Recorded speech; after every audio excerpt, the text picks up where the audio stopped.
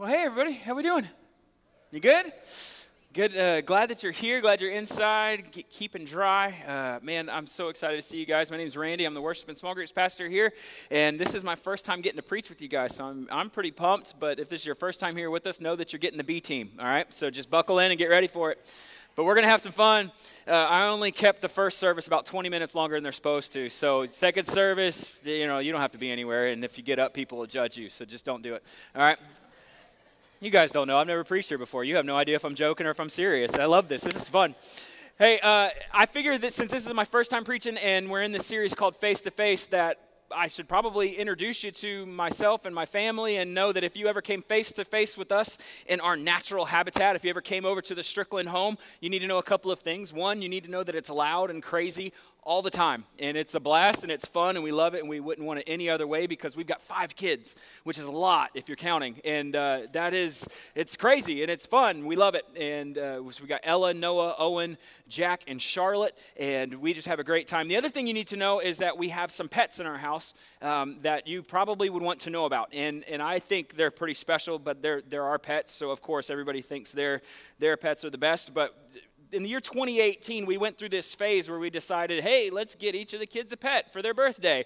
And that was a really dumb thing to do, but we did it anyway.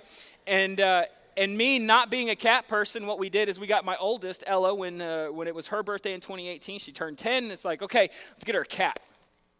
And I'm not a cat person. I don't like cats. I don't like them, and I have never really liked them, but we got a cat. And so we got a cat. She named him Bo Pickle. So if you come over to our house, we've got a cat named Bo Pickle. She picked it, but we love him. He's our cat now.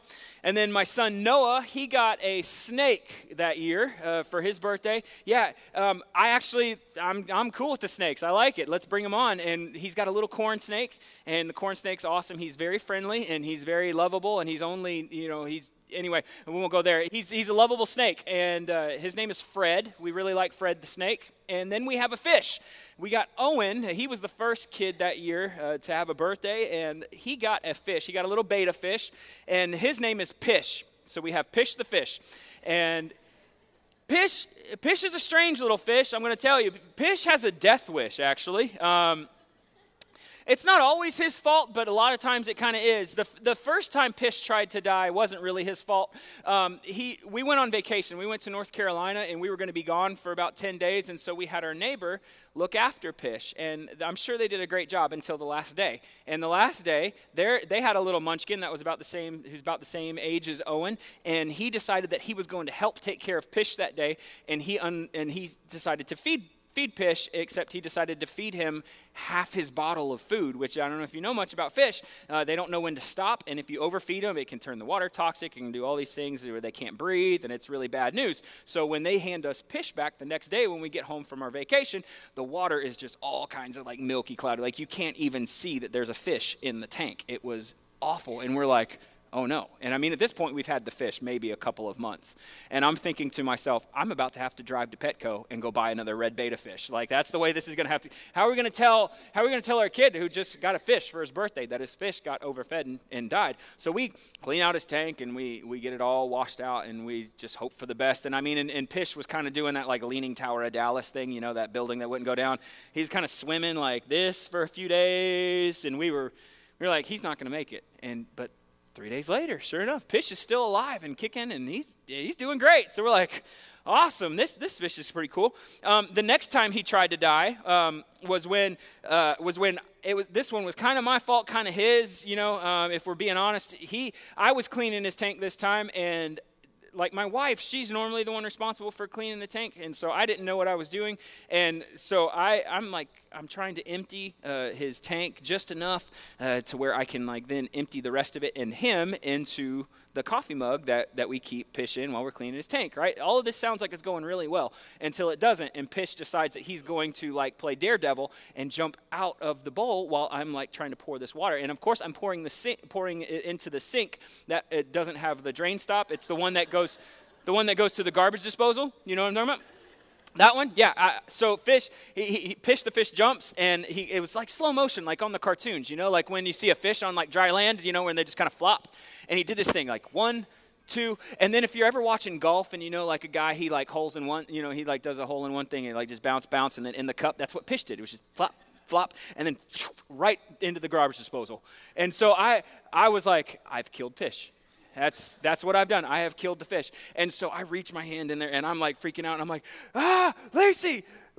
And she comes running, and she comes into the kitchen. What? And I'm like, and I've got my hand in the garbage disposal, so she thinks that I've turned the garbage disposal on my hand, and it's all going bad. And I'm like, it's Pish, he's in there. And so she's like, get him out. I'm like, I'm trying not to squish Pish the fish in the garbage disposal, and I'm trying not to bump him into any of the blades. I mean, it is a mess. And I mean, it felt like 3 or 4 minutes. It was probably like 10 seconds. I don't know. But anyway, I'm like feeling around, and I'm not feeling anything. I'm like, this fish is going to die, and it's going to be all my fault. And I'm reaching around, and then all of a sudden, I haven't felt a thing, and all of a sudden he just jumps into my hand. And I was like, no way. So I grab him out and I chuck him back in the fish tank, which has about that much water in it, so I'm sure he hit the bottom in the rocks. So I give Pish a concussion. Yeah, I'm telling you, me and this fish. But he lived. He's still around. Now this last time he tried to die, yeah, there's more. The last time he tried to die, this one's completely his fault, okay? Because Lacey knows what she's doing when she goes to feed this or to clean the tank, and this is completely his fault. She had done it perfectly and poured the water out. She had Pish just nice and comfortable in his little coffee mug, like we've done, tons of times now. I mean, he's almost 2 at this point. I mean, we got this fish for him 2 years ago, and he's about to turn 7 here at the end of March. And so he should know. I mean, this is routine now. He should know this is the way this works. But I mean, he's a fish, so he doesn't. But anyway, she got him in the coffee mug. Well, she has the coffee mug just a little bit too close to the counter. Okay, and the counter, is, I don't know, it's about that high. Just a normal kitchen counter. Well, he decides at some point in his little fish brain that I'm going to make a go for it, and he jumps. And I mean, you just think he jumps out of the coffee mug. And he comes out of the coffee mug flat onto the floor, which, I mean, for a betta fish, I mean, that's got to be like a 30 or 40, story drop, for a little betta fish. So he just plummets out of the air like he's going to go skydiving or parasailing or something crazy. And, I mean, he just lands on the floor. So Lacey grabs him and puts him back in there. And we've got a little pineapple, that little SpongeBob, SquarePants pineapple that he's in. And we got a little filter with the whole deal. And he wedged himself behind it. And we're like, sure enough, Pish has had it. This is enough for a betta fish. He's at it. And he stayed there for 2-3 days, but then on the 4th day, he emerged. And Pish is still alive and well, just in case you're wondering. I mean, now we're all invested in Pish, right? So he's alive and well. And so basically, I told you all of this to kind of get to this point here, this conclusion that we've drawn in our house. And really, quite frankly, it's the only conclusion that you can possibly draw from this story, and it's this. It's that at the Strickland house, we have holy water. It's true. It's true. We have holy, healing water in our house, and that is the only explanation for how a betta fish survives the Strickland house and our 5 kids, okay? And really, it's really more me and Lacey. Like, he's surviving us, right? Sounds ridiculous. But I'm telling you, we're going to read a story today in John 5 that sounds just as ridiculous, okay? I mean, it sounds just as ridiculous. And I want you to catch some things. And as we've read through this, we've been reading through the book of John together. I told you about the reading plan. If you're not reading along with us in the book of John, man, I would love for you to do that. We've got some bookmarks at the back. You can grab one and just jump in on tomorrow's date. Just jump into the reading right with us, so you can be all just catch up with us. Just start tomorrow. Or you can go to our Facebook page. You can get in on the reading plan that way. But man, we read through John 5 last week, or like a week and a half ago. We were going to read through this story. And I found some observations in here that I want us to make. So we're just going to kind of read through it together as a church today. And we'll just make these observations and have a good time. Sound good? Yes? Okay, good deal. So open your Bibles, John 5. If you don't have a Bible with you, we're going to have it up there on the screen. But we're going to start John chapter 5, verse 1. And we'll read and then we'll stop and read and stop. Okay, so here we go. Starts here. It says, after this. Let's stop there. I promise. I've only got 6 hours of material. I promise. No, after what, right? I mean, after this, after what? Well, Steve gave us a message last week on John chapter 4 where we see the woman at the well. And then after that story, there's this really cool story at the end of chapter 4 that we didn't get a chance to get to. So I want to read that to you. So we're going to go back John chapter 4, just a few verses to verse 46. And it says this. It says, so he came again to Cana in Galilee where he had made the water to wine. Okay, so remember that. And at Capernaum there was an official whose son was ill. When this man heard that Jesus had come from Judea to Galilee, he went to him and asked him to come down and heal his son, for he was at the point of death. So Jesus said to him, unless you see signs and wonders, you will not believe. And the official said to him, sir, come down before my child dies. Jesus said to him, go, and your son will live. The man believed the word that Jesus spoke to him and went on his way. As he was going, his servants met him and told him his son was recovering, which is awesome. So he asked him the hour when he began to get better, and they said to him, yesterday, the 7th hour, the fever left him. And the father knew that this was the hour when Jesus had said to him, your son will live. And he himself believed in all his household. This was now the second sign that Jesus did when he had come from Judea to Galilee. It's a pretty remarkable story, right? Pretty cool. This is one bold official, right? Like, he doesn't come up and offer himself to Jesus. He doesn't come to Jesus' feet and just repent of all of his sins right there in that moment. He just comes to Jesus, and all he knows at this point, remember, is that this is the water to wine guy. This is that guy. So this official comes to Jesus and he says, heal my son. And Jesus kind of chastises him back and he says, look, if you don't see signs and wonders, you're not going to believe. And the guy's like, yeah, that's nice, Jesus. Here's what, I need you to heal my son. So this guy is basically bossing around Jesus. But Jesus does it. He heals his son, right? Pretty awesome. Pretty cool story there. So I want us to remember that, okay? Let's remember that interaction now as we move on to John 5, okay? So let's have that in the back of our minds. So John chapter 5, verse 1, let's get back there. It says, after this, there was a feast of the Jews, and Jesus went up to Jerusalem.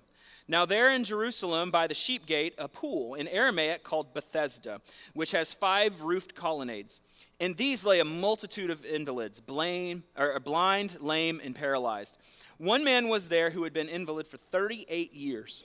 When Jesus saw him lying there and knew he had already been there a long time, he said to him, do you want to be healed? The sick man answered him, sir, I have no one to put me into the pool when the water is stirred up. And while I am going, another steps down before me. Jesus said to him, get up, take up your bed and walk. And at once the man was healed, and he took up his bed and walked. Now I want you to see a couple of things here as we look at this face-to-face interaction that this guy had with Jesus. And the first thing is this, I want you to see how long he had been there. It was 38 years. 38 years he had been lying near this pool, either in some kind of blind, lame, paralyzed. In some way, he wasn't able to care for himself. He wasn't able to get up and go take care of things on his own. 38 years he had been there. Now, I looked this up on the internet, and everything on the internet's true, right? I mean, the average lifespan then was anywhere from 35 to 40 years back then when this story takes place. So this man had been lame or paralyzed, blind, some kind of deformity, some kind of something going on with him for 38 years. You don't do that on your own. Somebody is taking care of this man. Somebody is doing something for this man. And not to mention, this man we don't see that he's just by the pool eagerly waiting. With the information we have here, he is lying down, and Jesus tells him when he asks him if he wants to be healed, that somebody keeps stepping down before him. Now, I don't know about you or me.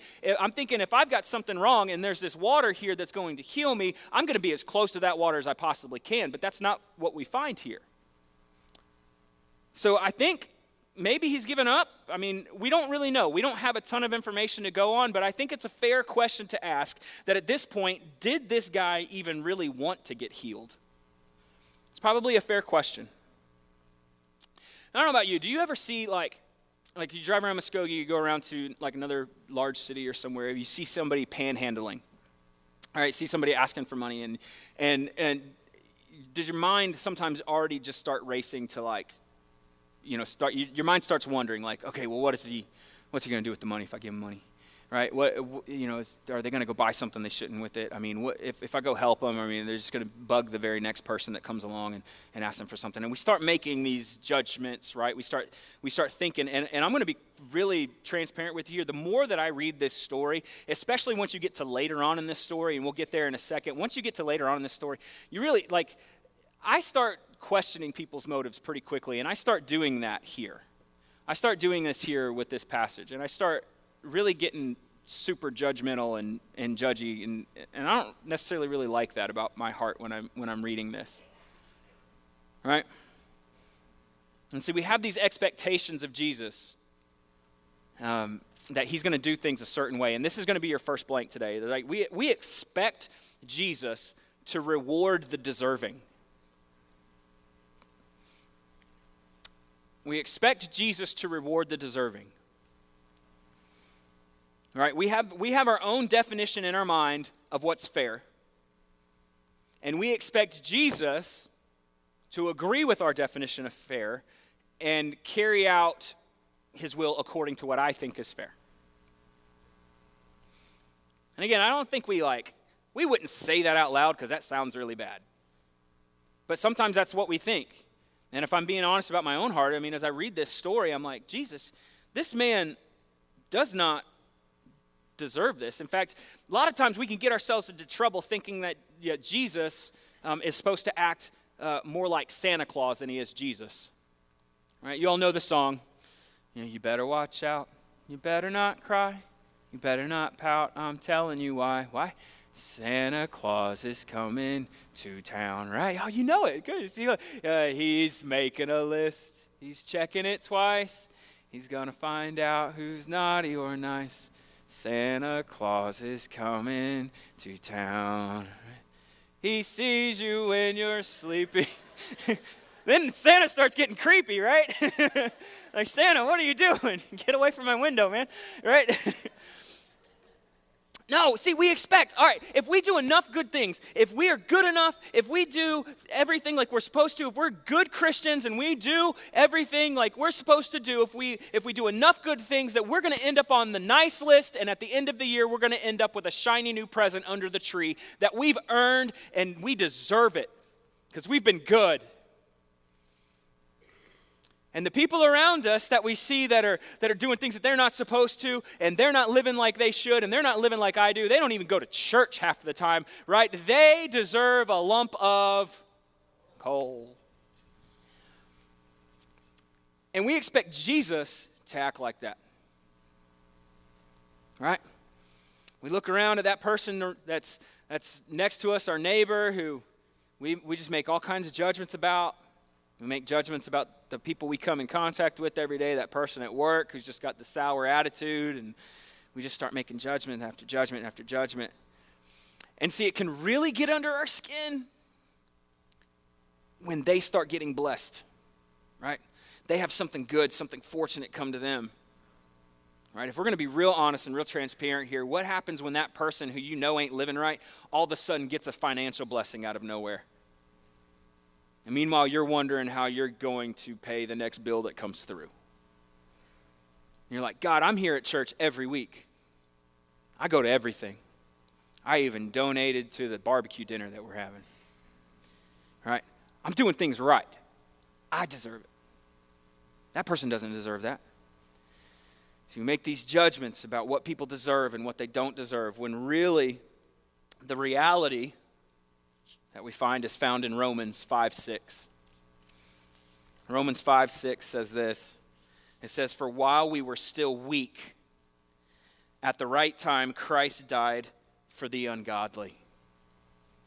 See, here's what we have to know, folks, is that our sin of jealousy, our sin of judgmentalism, our sin makes us just as dirty and weak as what we think the sin of others around us makes them. And it's toxic, and it makes us sick. And we're in need of a healer just as much as this paralyzed man in this story is.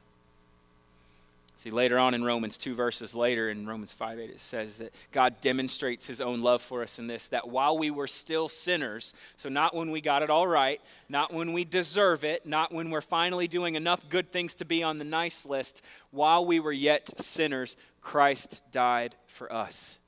That is the good news of the gospel. We don't deserve it. None of us do. None of us deserve anything more than a lump of coal in our stocking, but Jesus came anyway. That is good news. None of us deserve Jesus. Here's my second observation from the passage. And this is another one of those things that I don't think that we do consciously. We would never say it out loud. But as we just kind of live our own lives and do our own thing, this is the second thing that I noticed from this passage, and it's this, is that we don't give Jesus enough credit for what he's capable of. We don't give Jesus enough credit for what he is capable of.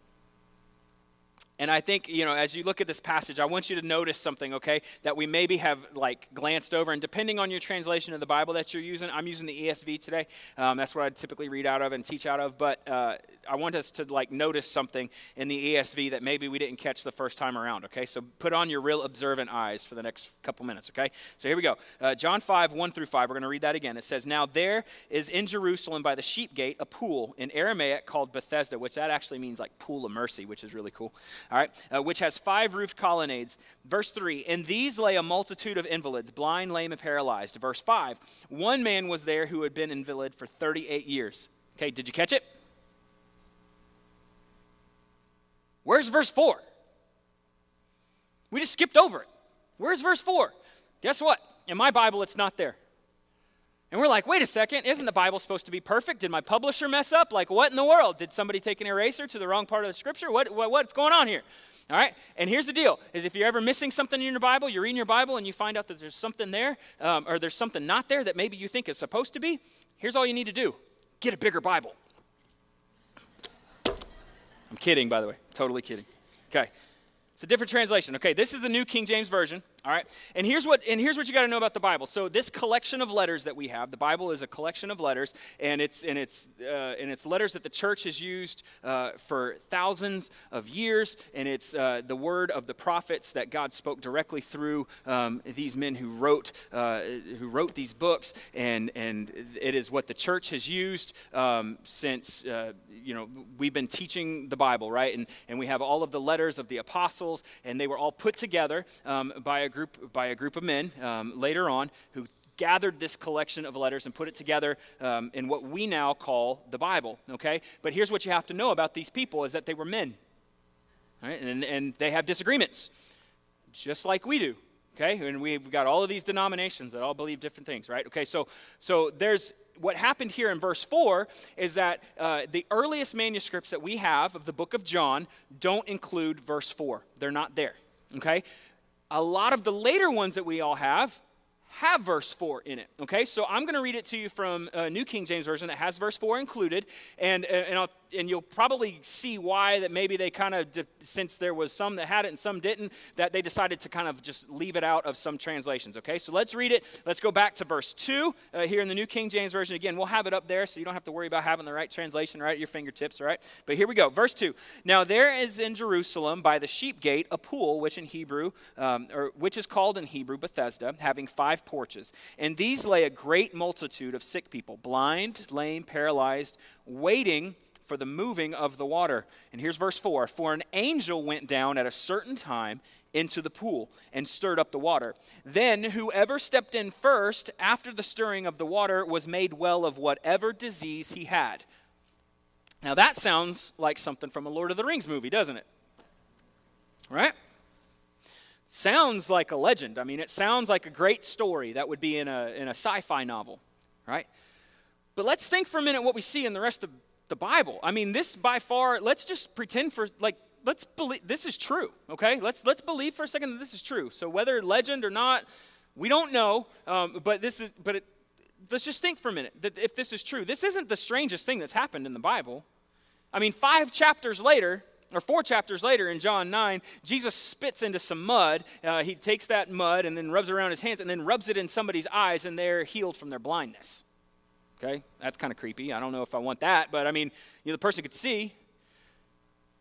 And then there's the woman who is bleeding and had been bleeding for years and couldn't do anything to stop it, and she touches just Jesus' clothes, right, just the hem of his garment, and she's healed like that. All right, Jesus raises people from the dead. He raises Lazarus. He raises himself from the dead. Peter, one of the apostles, right? He's preaching and somebody falls out of a window. They fall asleep. And look, I'm telling you, don't try it here. I'm not Peter, okay? But it falls asleep, falls out of the window, dies. Peter goes up and raises him from the dead. Look, in the book of Numbers, there's a talking donkey, like Shrek. I'm not kidding. It's there. Go read it. This is not the strangest thing to happen in the Bible. This 100% could be true. But whether it's true or legend, people believed it. Remember how many people it said were there at the pool? It says there was a multitude. That sounds like more than 2 or 3. A multitude. People believed this stuff. People believed this story about the stirring of the water. So when Jesus comes to this man and asks him, do you want to be healed? This man is completely focused on the water. What he's got to do to get down to the water, right? He's got excuse. He's like, look, I can't get down there fast enough. And when I do try to get up and get down there, somebody's already beat me to it. Nothing I can do. All right? Maybe he's given up. But that's not what Jesus asks him. Jesus asks him, do you want to be healed? See, this man had no idea. He's focused on the water. He's focused on what he needs to do when meanwhile he's got the healer standing right in front of him. All right? This is your next blank, and this is something we know. If you've been in church for any length of time, you know this. You've heard it 100 times, but it's that Jesus meets every need. Jesus meets our every need. This man thought he needed help to the pool. What he needed was the healer. I want you to go back to verse 6. It says this, when Jesus saw him lying there and knew that he had already been there a long time. See, Jesus knows. Jesus knew what this man needed before he ever even asked the question. He knows our every thought, and if you're sitting here today, Jesus knows exactly what you need right now, right where you sit. Remember our friend the official from John chapter 4? He doesn't beat around the bush like this. He comes straight to Jesus telling him exactly what it is that he needs, right? It's like, I need you to heal my son. He doesn't dance any circles around this. He's like, I need you to heal my son, and Jesus does it. Okay, so here's the challenge I want you to take from this. Here's what I want you to take, and this is your next blank, okay? It's this. I want you to stop praying like Jesus doesn't already know. Stop praying like Jesus doesn't already know. And I think we all are guilty of this at some point in our lives where we pray and we start thinking that we have to use some really awesome language to really convince Jesus that what we want is okay. And we start to maybe pray circles around things that really Jesus is just wanting us to get to the point. Like my family, we actually just put a contract out on a house this week, which is really awesome and fun. But we knew the house that we wanted, and we went and we drove into the drive. We literally went every day to this house for like 7 to 10 days, something like that, and we prayed. We just pulled in the driveway. At first, we were kind of slow rolling past it, but then we didn't want the cops called on us, so we just pulled in the driveway like we owned the place. And but we just prayed. We just asked God, like, Lord, would you please give us this house? And I think maybe if we churchify this a little bit, maybe what we do is maybe we pull up into the driveway and we're like, Lord, God, I know that, Lord, I haven't done everything right. But Lord, if it just be in your will, Lord, we would do so many good things with this house. We would have people over. There'd be people that get saved in this house, Lord. Lord, it would really be to your advantage to do this. Lord, just think about the glory it would bring you. All right, we dance circles around like what we really want when Jesus is right there, just like a loving father, just wanting you to talk to him and be honest with him. Like, stop trying to convince Jesus of something and just talk to him like he's standing there in front of you. Because that's what he wants. I mean, the official that we see in John 4 just comes to Jesus and just, there's no bones about it. Like, Jesus, I need you to do this. And Jesus does it. And what does it say? His entire household believes in Jesus after that. How cool is that? See, we don't have to come up with this flowery language or come up with this convincing monologue to get Jesus to do what we want him to. He wants you just to speak with him honestly. Even better is when we try to hide stuff from him. Right? We think if like Jesus knew like what was really going on, so I'm not going to confess to everything while we pray. Like, Lord, I'm struggling with this. Meanwhile, we've got like this huge skeleton in the closet we don't want Jesus to see, right? And we just kind of, Lord, if you just help me to get, just over this one thing, all the other things would fall into place, right? Jesus knows it all. He knows every bit of it. So let's stop pretending like he doesn't. And let's just pray honestly with the Lord. You are known intimately by our Creator. He knows your every thought. He knows your heart's desire. And he is begging you to be honest with him. So let's pray like we believe that. I think that'd be pretty cool. All right.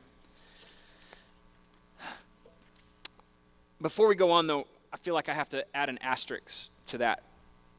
Just be open and honest, right? Because we know God isn't just like some genie on a lamp that we come by and rub and he grants our 3 wishes, right? I want you to see something else from this passage that at first I had a little bit of trouble with, quite frankly. Remember, how many people are at the pool, right? It's a multitude, right? How many get healed that day? 1. And this guy, by all accounts, does not deserve it. In fact, what we see after this interaction that Jesus has with this paralyzed man is this paralyzed man, he gets up, he takes up his mat and he walks, right? He goes, and the Jews see him carrying a mat, which like on the Sabbath day, and they're like, hey, you shouldn't be carrying a mat, that's work. And he's like, but hey, I just got healed. I was paralyzed and now I'm not, and that dude that healed me told me to take up my mat and walk, so I'm just obeying. And they're like, who healed you? And now they're going to go get the guy that did this. But the guy that Jesus healed doesn't know because Jesus didn't tell him his name, so there's that problem. He's like, I don't know. Well, Jesus finds the guy later. And he says, see that you're healed. And it says later on in the verses, it says, go and sin no more so that nothing worse may befall you. So what does the paralyzed guy do? He goes and tattletales on Jesus. Who does that? Who tattletales on Jesus? This guy. Paralyzed guy goes and tattletales on Jesus. This guy does not deserve what Jesus has given him. And yet he's the only one there that day that gets healed at the pool. If I'm being frank with you, I struggle with that. Right? See, God doesn't always do what we want him to. And here's one of the hardest truths about following Jesus. Like if we're going to follow Jesus, if we are going to give our lives over to him completely, this is one of the hardest things you've got to hang on to, is that Jesus is going to do what he wants, when he wants, how he wants, for his glory and his glory alone. And we're told over and over in Scripture that we don't see the whole picture. Like a lot of times it's really hard to see past what's going on in front of us in our own reality, but we do not see the whole picture. And God is going to work this together for his glory and his honor. And that's a hard pill to swallow. I'm gonna kind of finish this up today with just what we're going through together as a family. And again, before I tell you this, like this isn't a thing where I'm trying to get sympathy, or I'm not trying, like nothing life-threatening or even really emergent is going on, okay? So the Stricklands are fine, okay, is what I want to tell you. But I just want to kind of give you our reality of what we're going through at this point so that you can maybe see where I'm struggling with this personally, okay? And it's our son Owen. He's our middle one. He's Pish, the fish's owner, okay? So you can put it in perspective. Owen, when he was still in utero, okay, right before Owen, we had 2 miscarriages. And so Owen was already kind of labeled like a high-risk pregnancy. So they were paying really close attention to Lacey already, and that's just the sovereignty of God there. And while we went for a doctor's appointment and they do an ultrasound, they notice that his right kidney is significantly swollen. And it's a lot bigger than his left. And so they start warning us of all the things that it could be, all like the crazy, things that could be markers for stuff, all of the stuff that you should like never tell a pregnant lady, right? They're like telling us like all of the stuff that could be wrong, and it was just his kidney. It was just an issue with his kidney. It's like the way it drains. It's there's the ureter is what takes the fluid from your kidney to your bladder. Okay, we're gonna have a science lesson, all right? and his was just pinched off. So it's like a hose that you got kinked, right? And that's what was going on. And when you kink up a hose, the other end kind of backs up and it kind of blows up your kidney like a little balloon.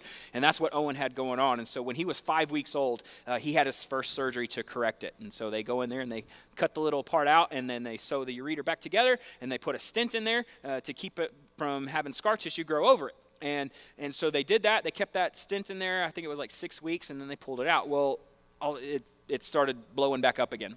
And so they're like, okay, it doesn't typically do this. We'll put another stent in, and this is what we were living in Wisconsin at the time. We'll put another stent in, but if this doesn't correct the problem, then we may be looking at the fact that we may need to take that kidney, which is, again, one thing, like when you have a medical issue, it's like everybody that has ever had that medical issue ever feels like they want to talk to you about it. So we found all kinds of people who would like, yeah, I've got one kidney. I've had one kidney since I was this year. You know? So we know, like, it's a normal thing. There's like lots of people that only have one kidney, okay? So, but that's what they're telling us. And I mean, this is our baby. This is like our 1-year-old. And I mean, we're not one, you know, it's scary as a parent, right? So they do the stint again. And then while that stint was in, we actually moved to Oklahoma. That's when God brought us here. So then we had to find another doctor. So we find another doctor. We get the stent removed, and it works for a little while. Then his kidney starts blowing back up. Except this time it had gotten like kind of much more severe, and it blew up like it was quite large.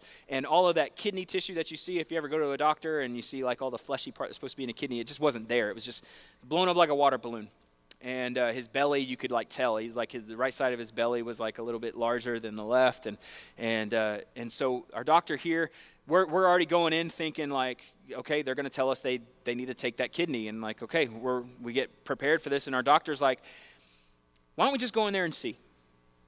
Why don't we just go see if we can try to fix it? And so our doctor, he does, and he spends like the first like 4 hours or something of surgery just looking around and seeing if, you know, just kind of doing exploratory stuff to see if he can fix it. And so he comes out to us after about 4 hours. He's like, I think I can fix it, so let's try it. So we're like, okay, awesome.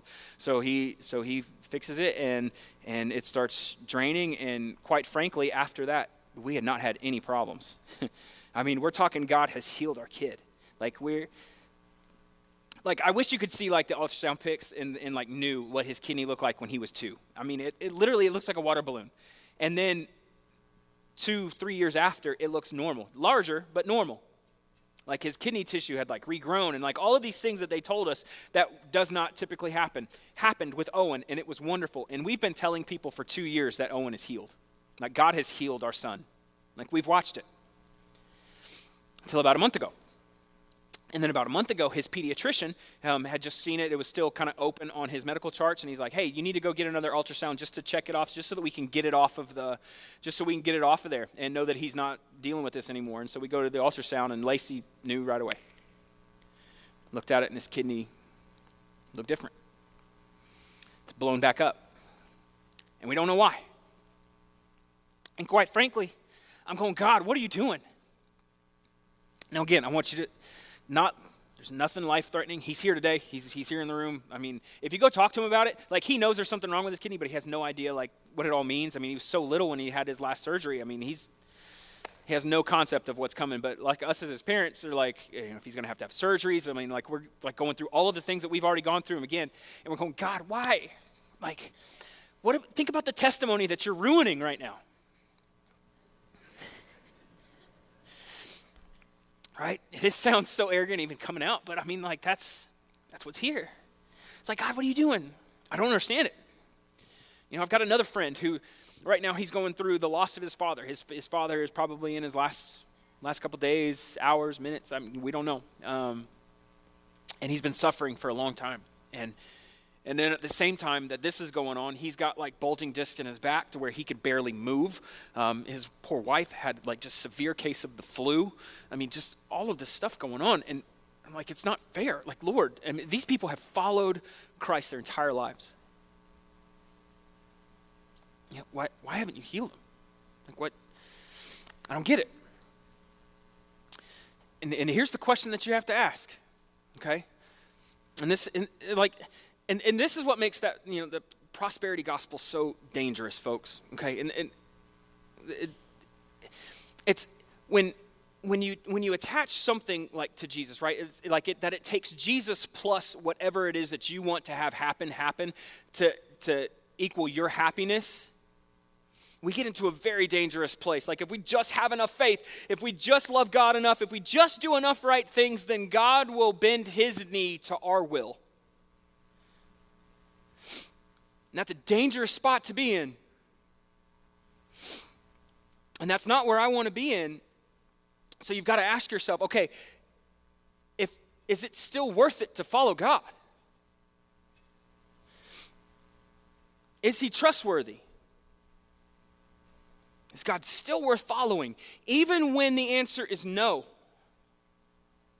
Even when the answer is you're not going to be healed. Even when the answer is maybe this month you don't have enough money. Even if the answer is something you don't want to have happen, is God worth following? And that's the question you have to answer this morning. And I'll say for our family, it's 1,000 times yes. 1,000 times yes. God's goodness has nothing to do with what we're going through right now. In fact, what we're told about following Jesus is that it's going to be hard. You are going to go through things. You are going to go through stuff that you don't want to have to go through. But God is right there telling us, yea, I will be with you always. That's the promise we have. And then we have the promise of heaven where there is no more weeping. There is no more sickness. There is no more gnashing of teeth, right? That's the promise. That's the hope we have as believers. Not that our every wish is going to come true here, because it's just not. And is God still worth following? Yes. You know, we introduced this song a couple of weeks ago called Waymaker. And I'm telling you, as a family, it's been hard to sing it. Right? You're a waymaker, miracle worker, promise keeper, light in the darkness. And now with our Owen, it's like, my miracle worker stopped working that miracle. Is God still good? Is God still trustworthy? Yeah, he sure is. He sure is. And I see it in the heart of that little boy who's singing worship music as loud as he can in the back of our car, being as goofy and as silly as he always is. God is still good. And we're going to sing a song as we finish up that declares that. And look, and I don't know what you're going through. Like, you may be walking in here today going through something that is just awful. And I don't know what it is. It could be it could be anything, but I know that God is still good. And he's still there. He wants to walk through it with you. And if you've never given your life to Christ this morning, if you have never repented from your sins and turned to Christ and decided to follow him, then look, I am encouraging this morning. Like, I know you're not going to have all of the answers, because I sure don't have all of the answers. I have no idea why God does what he does, but I do know that he's still good and he's still worth following. And I make you that promise this morning because I know that God has never gone back on his promise to stay with me and to be with me. So I'd encourage you this morning, give your life to Christ. Turn from your sin and repent. Give your life to him. And maybe you have been following Christ your entire life. Maybe you grew up in church and man, you know all the right answers, but you're going through something right now. If you're being honest, you don't understand. Maybe right now, as we sing this song, maybe it's really hard to believe the words of this song, that God is good and that he's always faithful. Maybe this morning you just need to spend some time in prayer. You can come down here to the altar, you can pray right there at your seat. But I just encourage you this morning, whatever it is that you're going through, just be honest with God, who intimately knows you and loves you right where you're at this morning. Okay, let's stand and sing.